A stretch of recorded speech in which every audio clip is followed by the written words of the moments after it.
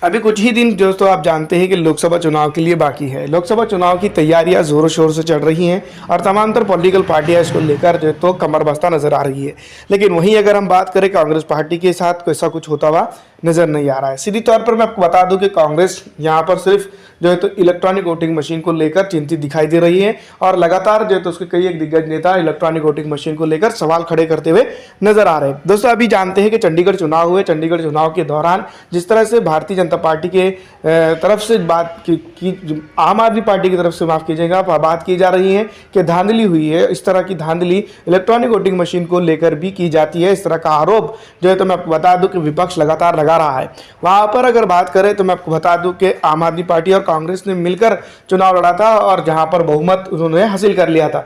जिसके बाद मेयर के चुनाव हो रहे थे और मेयर के चुनाव में लगातार दोस्तों एक वीडियो वायरल हो रही है जिसके अंदर जो है तो प्रोसीडिंग अधिकारी लगातार जो है तो वोट खराब करता हुआ नजर आ रहा है। इसके ऊपर जो तो कोर्ट के अंदर अभी बात शुरू है जिसके ऊपर जो तो कुछ कहा नहीं जा सकता है।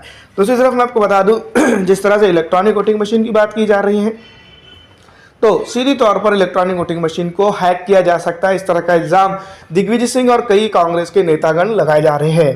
दूसरी तरफ मैं आपको बता दूं कि इलेक्ट्रॉनिक वोटिंग मशीन को लेकर जो है तो चुनाव आयोग लगातार अपने जो है तो पक्ष रखता नजर आ रहा है। और सीधी तौर पर अगर हम बात करें तो मैं आपको बता दूं कि इलेक्ट्रॉनिक वोटिंग मशीन को लेकर चुनाव आयोग अब जो है तो एक कैंपेन शुरू कर चुका है। दूसरी तरफ मैं आपको बता दूं जिस तरह से यूट्यूब के ऊपर अगर कोई वीडियो डालता है इलेक्ट्रॉनिक वोटिंग मशीन की तो उसके ऊपर डिस्क्लेमर भी आ जा रहा है जिसके चलते जो है तो इलेक्ट्रॉनिक वोटिंग मशीन के सवालों के जवाब भी उसके ऊपर दर्ज किए जा रहे हैं कि किस तरह से जो तो इलेक्ट्रॉनिक वोटिंग मशीन सेफ है। दूसरी तरफ अगर हम बात करें तो मैं आपको बता दूं कि इलेक्ट्रॉनिक वोटिंग मशीन को लेकर कांग्रेस अब सक्रिय हो चुकी है और इलेक्ट्रॉनिक वोटिंग मशीन के बगैर जो तो चुनाव कराए जाए और कई एक सवालों को लेकर जो तो चुनाव आयोग से जो तो मांग की गई है। लेकिन चुनाव आयोग की तरफ से अभी तक के कोई ठोस जवाब नहीं मिल पाया है। इस तरह का कहना दिग्विजय सिंह का है और दिग्विजय सिंह ने एक डेमो के तहत जो तो मैं आपको बता दूं कि इलेक्ट्रॉनिक वोटिंग मशीन को रिप्रेजेंट करते हुए जो तो कोर्ट किस तरह से वोट हैक किया जा सकता है वो बता दिया है।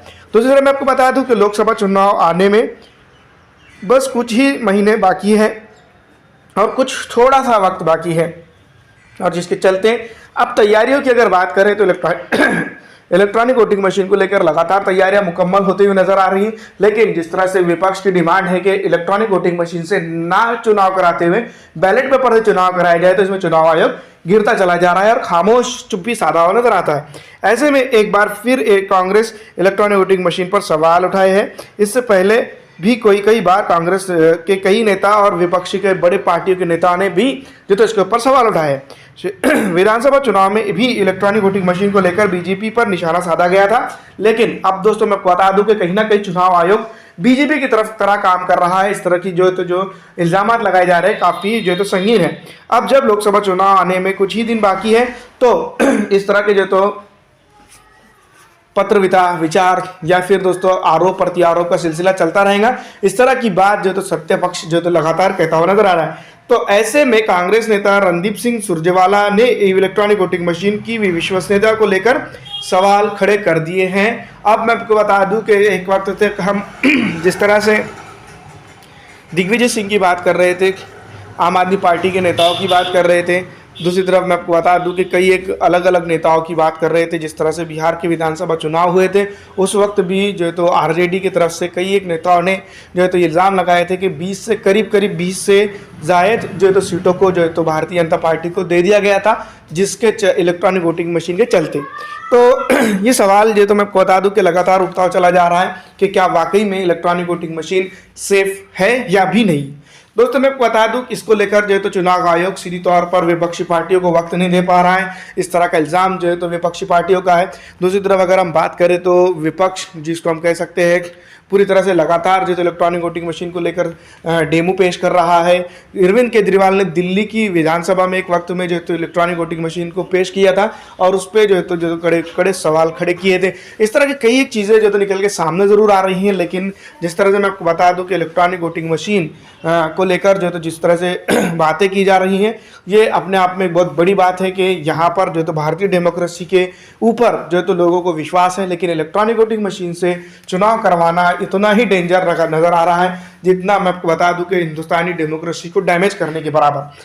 दूसरी तरफ मैं आपको बता दूं कि विपक्ष में अगर बात की जाए तो तकरीबन 28 पार्टियां इंडिया गठबंधन में मौजूद हैं। उनका तमाम ही लोगों का दोस्तों मैं आपको बता दूं कि सिग्नेचर का एक जो है तो मेमोरेंडम बनाकर जो है तो पेश किया गया है चुनाव आयोग को, जिसके चलते जो है तो चुनाव आयोग ने इतनी बड़ी पार्टियों का एक हुजूम या एक मजमुआ जो है तो चुनाव आयोग के पास जा रहा है। फिर भी चुनाव आयोग जो है तो इसको मैं आपको बता दूं कि सेंट्रल चुनाव कमीशन जो है तो उसके ऊपर कोई जवाब नहीं दे रहा है। इलेक्ट्रॉनिक वोटिंग मशीन के साथ साथ वीवीपैट को लेकर भी जो है तो सवाल किए जा रहे हैं।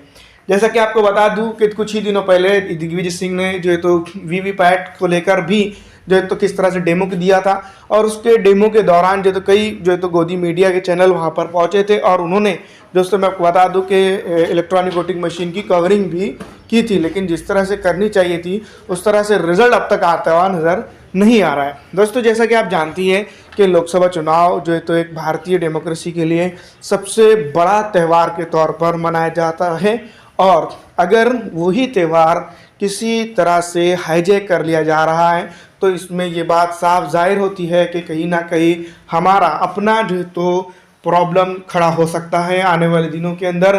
जिस तरह से मल्लिकार्जुन खड़गे जी ने कहा था कि अगर इस बार लोकसभा चुनाव 2024 के अंदर भारतीय जनता पार्टी जीतती है तो डिक्टेटरशिप भारत के अंदर शुरू हो जाएंगी। जिस तरह से व्लादिमीर पुतिन रशिया को चलाते हैं उसी तरह से भारत को चलाया जाएगा। तो कहीं ना कहीं ये सवालात खड़े होते नज़र आ रहे हैं। और जैसा कि आपने कुछ ही दिनों पहले देख लिया चंडीगढ़ का मामला भी, तो इसी तरह से जो है तो मैं आपको बता दूं विपक्ष लगातार इल्ज़ाम लगा रहा है कि इस तरह से ही जो है तो चुनाव आयोग को हैक किया जाता है। और यहाँ पर दोस्तों मैं आपको बता दूं कि भारतीय जनता पार्टी के साथ साथ जो है तो चुनाव आयोग को भी अब विपक्ष कटघरे में खड़ा करता हुआ नज़र आ रहा है, लेकिन इसकी कवरिंग और इसको जो है तो रिपोर्ट करना शायद गोदी मीडिया को गवारा नहीं है, जिसके चलते गोदी मीडिया जो है तो खामोश तुक्की बैठाए हुए दिखता है। जैसा कि आप जानती है कि भारतीय जनता पार्टी हो या कांग्रेस पार्टी हो या फिर विपक्ष के अन्य किसी भी दल के लिए इलेक्ट्रॉनिक वोटिंग मशीन जो है तो नागवार है, लेकिन फिर भी चुनाव आयोग जो है तो इसको चला रहा है। ये समझ नहीं आता है कि ये भारतीय डेमोक्रेसी को किस तरह से रन कर रहा है। दूसरी तरफ मैं आपको बता दूं कि कांग्रेस के नेतागण और तमाम तर पॉलिटिकल दूसरी पार्टियां भी इसके ऊपर जो है तो सवाल उठाते हुए नज़र आ रही हैं, लेकिन चुनाव आयोग खामोश नज़र आता है।